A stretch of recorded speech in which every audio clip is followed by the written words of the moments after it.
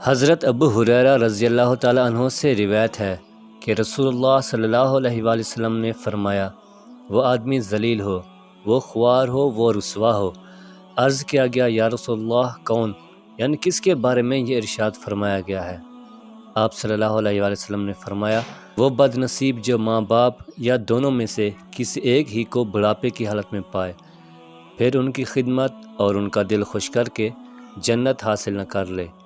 یعنی ماں باپ کی خدمت اور راحت رسانی جنت حاصل کرنے کا خاص وسیلہ ہے، اور اس کے برعکس ان کی نافرمانی اور ایذا رسانی آدمی کو دوزخی بنا دیتی ہے۔